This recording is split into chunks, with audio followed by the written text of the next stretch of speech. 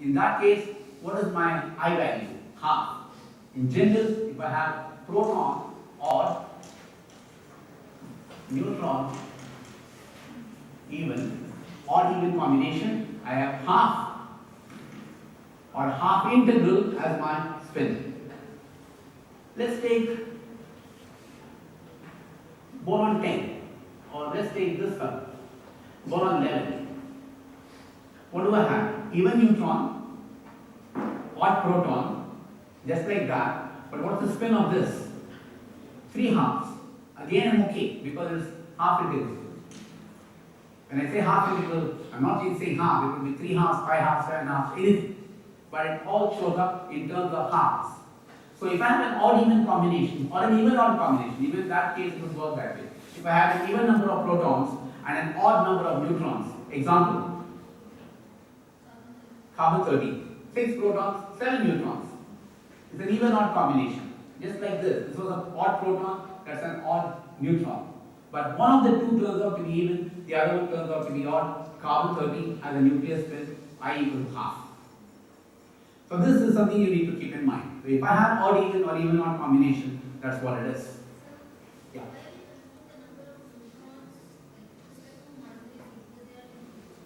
Yeah. The neutron, even though they have a, we keep saying they have no charge. For all practical purposes, yes, that's true. But they do have a very small magnetic moment because of the quark structure in the neutron.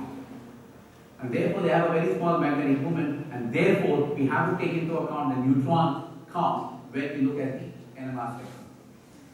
No charge, right? And therefore, the simple-minded argument that I need a charge is spinning, therefore I have a magnetic moment, that's okay. But in the case of neutron, you have to shut that argument away.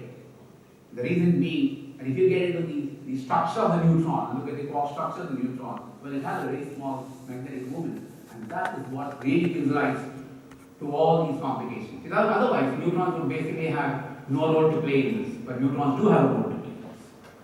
And we know that neutrons do have a role to play in this because if you take carbon 12 and carbon 13, carbon 12, how many protons does it have? 6, even. How many neutrons does it have? 6, even. Both get paired, I is 0. Carbon 12 is silent in NMR. If I is 0, there is nothing to split, and therefore you will find carbon 12 really don't have any NMR spectrum that goes with name. Carbon 13 does. And the reason is simply because it's got that one extra neutron which is actually saving the day for us. So odd even, half, or even odd will be half. Even.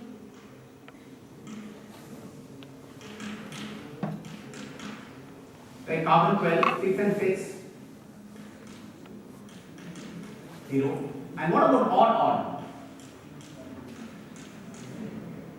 Odd, the first one should give you some half integral.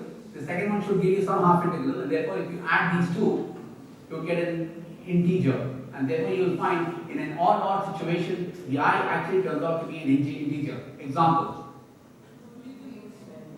Simple one, D. Deuterium. It's got 1 proton, 1 neutron. I equals 1. So see again, when you look at electrons, what did we say? The Pauli exclusion principle said, if I have 2 spinning particles, they must be opposed to each other, therefore they must be I equal to 0 and all that. Here I have the spin of a proton which is half, the spin of a neutron which is half, but then when I put the two together, I don't get 0. They actually want to align themselves in such a way as to give me I equal to 1. And that's where all the stuff that we learn for electrons, they just not apply to the nuclei, because that's a completely different cup of tea right there. So deuterium actually has I equal to 1, and simply because it's an odd combination. So you basically will be looking at 3 possible types. Even, NMR silent, won't give you an NMR spectrum. Odd, will give you an NMR spectrum because I will be some integer value. Or even odd, will be talking to you in NMR because I will be some half integral. So you're always looking at the possibilities of even or even nuclei, or odd nuclei, but never for an even nuclei, like carbon 12. You will not see anything as far as the NMR is concerned, which actually is good for us, because if carbon 12 were to be NMR active, I think NMR would have been totally useless. And we will see why when we look at it a little later.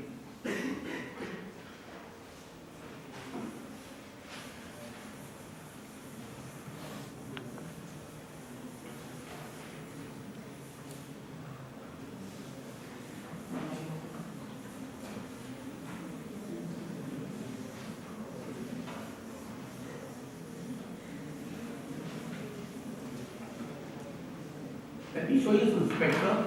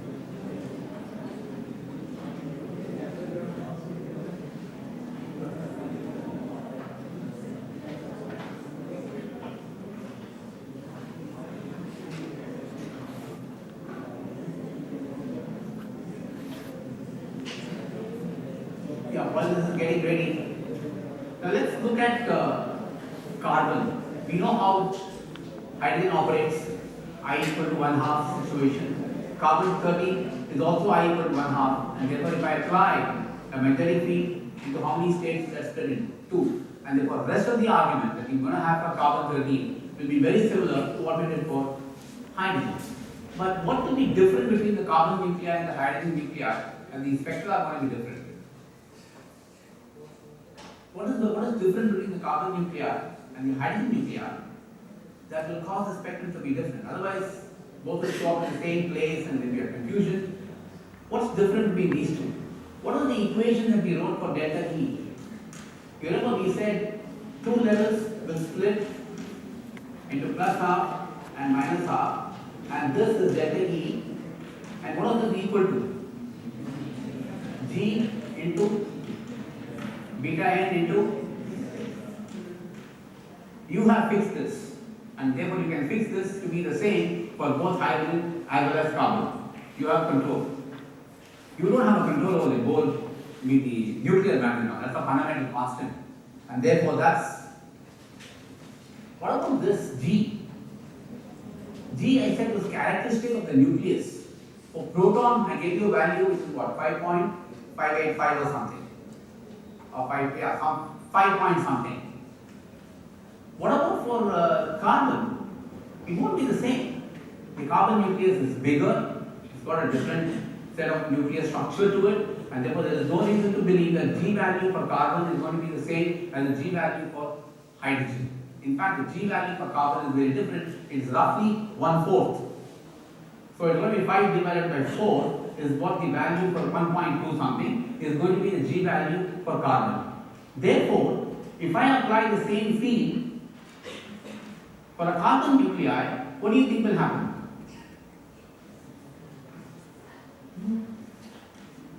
One-fourth of what I get in this case.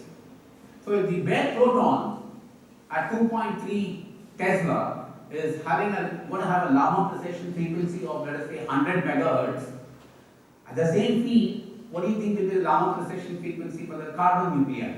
1/4 of that. So the carbon nuclei are all precessing at 25 megahertz, while the protons at the same time in the same field are precessing at 100 megahertz. So that's the reason why you will see the hydrogens occurring in one region of the spectrum, whereas the carbon will be occurring in an entirely different region of your spectrum. And that's the reason why you have this. Point number one. Let's look at all the differences, because if you know the differences, then you know how to handle the carbon spectrum. What's the other difference? G value is one of them, and that is actually placing the carbon spectrum in a different region of the spectrum as opposed to the proton. Fine. What else is different between carbon and hydrogen? Abundance. What's the abundance of hydrogen? Almost 100%. So every hydrogen that you have in the molecule is basically I equal to 1/2 structure. But what's the abundance of carbon 13 in a given sample? 1%. So it essentially means that every time you take a sample of, let us say, propionic acid or methane or what have you, 99% of them are basically carbon 12 nuclei which don't talk to you in NMR. But what about the 1% that you have there? they will talk to you in NMR because they have a carbon-13 nucleus with I equal to 1/2 and therefore will be operational in an NMR spectrum. What did we see was the problem in NMR? Population difference. With all the difficulty, you will find that you only have 10 to 20 ppm difference, and you have to make do with that small population difference. Now, what's the problem with carbon-13? Not only is my population difference very, very small, my whole population is very small. I don't have many nuclei to go around, and that's the reason why carbon-13 NMR had to wait for a long, long time before Fourier transforms came. Once Fourier transforms came, we could handle very small concentrations quite well, and that is the reason why once Fourier transform NMR became operational, carbon-13 spectra picked up. In the conventional method, where you have this magnetic field and the radiation, and you know how I told you it's 60 megahertz is made to shine on the molecule, and then you keep varying the magnetic field to hit resonances one after the other. That's the way it was done in the 60s and the 70s. But once Fourier transforms came, the experiments were done very differently. All the nuclei were excited in one shot, and we were looking at it. Let's not worry about how that is done. The point is, Fourier transform methods have the advantage that you can see very small concentrations and you can record spectra much faster. So while in the conventional method, if you had to record spectra, it would be almost unthinkable. In Fourier transform, CSC can do much better. But the problem essentially was that carbon was only 1% of carbon-13, and you had to make do with the small intensity, with the small population. That's one problem. Let's look at the situation here.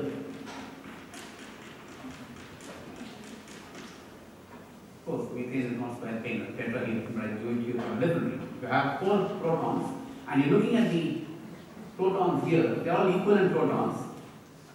Will they be split? No, they don't have a neighbor that's going to split it. That's not an issue. But what will happen if carbon here is 1/2? If carbon-13, if that is 1/2, then what will happen? When this proton is looking at the carbon can be up or down.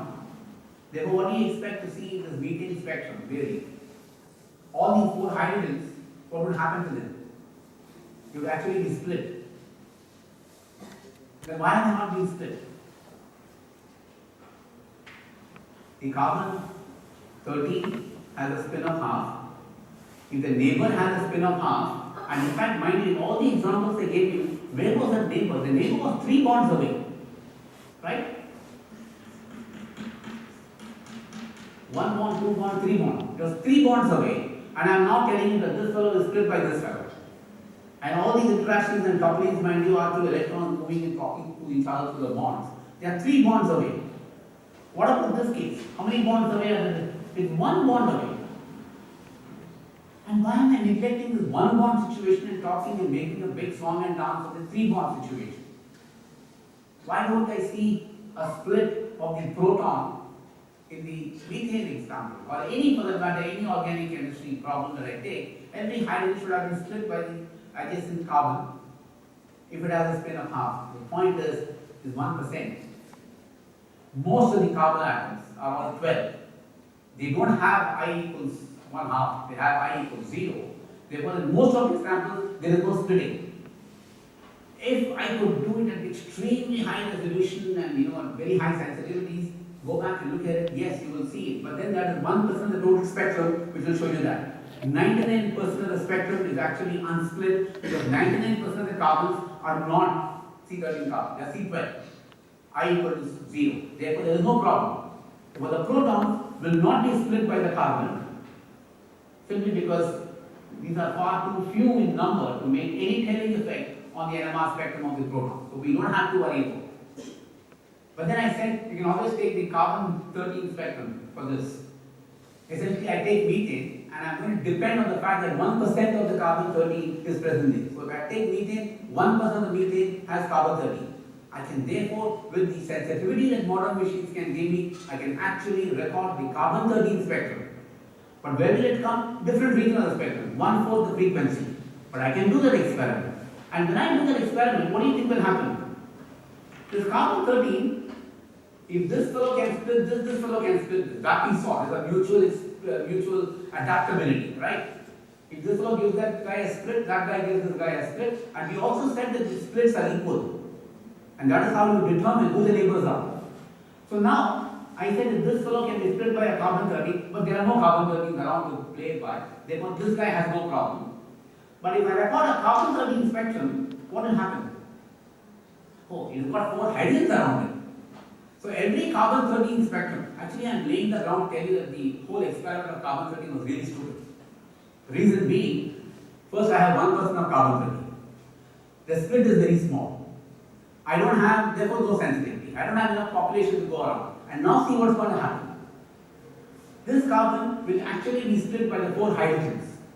So there are 4 equivalent neighbors, and how many peaks should the carbon 13 be split by? 5 peaks. Now just imagine, instead of 1 peak, which was not even this one small peak, if that small peak has to be split into 5 equal parts or whatever, not 5 equal parts, 1:4:6:4:1, but whatever.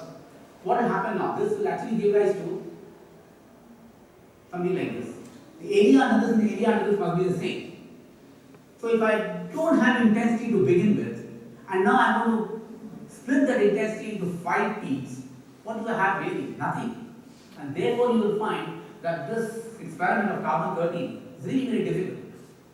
1%, small g value, the split is not enough, and on top of all of these, the protons sitting around are going to be splitting every carbon 13 spectrum, and therefore giving me a situation such as this, which essentially gives me no intensity. Very difficult to really get a